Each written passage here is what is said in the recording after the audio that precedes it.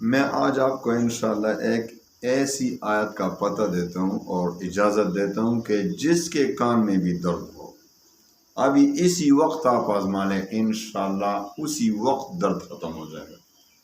چاہے یہ درد بچوں کے کان میں ہو، بڑوں کے کان میں ہو، عورتیں ہوں، مرد ہوں، جس کے بھی کان میں درد پیدا ہو جائے، خواہ وہ درد میل کی وجہ سے ہو، خواہ انفیکشن کی وجہ سے ہو، خواہ زخم ہو، آپ ایک کام کریں، انشاءاللہ آپ کو کسی بھی دوائی کی ضرورت نہیں پڑے گی۔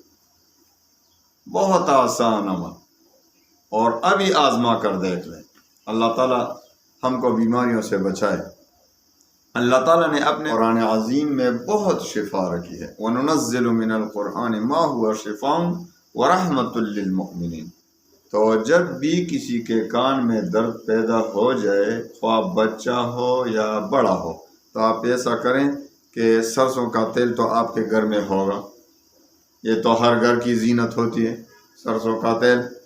تو سرسوں کے تیل کو ذرا آگ پہ بوائل کریں، اور بوائل کرنے کے بعد اس پر دم کریں، اور جب تھوڑا ٹھنڈا ہو جائے نا، یہ نہیں کہ گرم گرم، تو اس تیل پر دم کریں۔ اعوذ باللہ من الشیطان الرجیم، بسم اللہ الرحمن الرحیم، وَإِذَا قُرِئَ الْقُرْآنُ فَاسْتَمِعُوا لَهُ وَأَنصِتُوا لَعَلَّكُمْ تُرْحَمُونَ۔ اول و آخر 3 بار درود شریف پڑھیں، اور درمیان میں یہی آیت وَإِذَا قُرِئَ الْقُرْآنُ فَاسْتَمِعُوا لَهُ وَأَنصِتُوا لَعَلَّكُمْ تُرْحَمُونَ 11 بار پڑھیں، اور اسی تیل پر دم کریں۔ اور اگر مریض پاس ہو تو مریض کے کان میں بھی دم کریں، اگر بچہ ہو تو اس کے کان میں 1 قطرہ، اور اگر بڑا ہو تو اس کے کان میں 2-3 قطرے ڈال دیں، تو انشاءاللہ اسی وقت درد ختم ہو جائے گا۔ آپ تجربہ کریں، انشاءاللہ میں نے بارہا اس پر تجربے کیے۔ جب بھی کبھی کان میں درد پیدا ہوا کسی کا بھی، میں نے یہی تجربہ کیا، بچوں کا، خود اپنا بارہا کا تجربہ ہے کہ انشاءاللہ اسی وقت درد ختم ہو جاتا ہے۔ تو آپ بھی ایسا کریں، سرسوں کا تیل آپ کے گھر میں موجود ہوگا، اس پر دم کریں، اس کو بوائل کریں، اور پھر اس کے بعد بوائل کرنے کے بعد دم کرنا ہے، ٹھیک ہے؟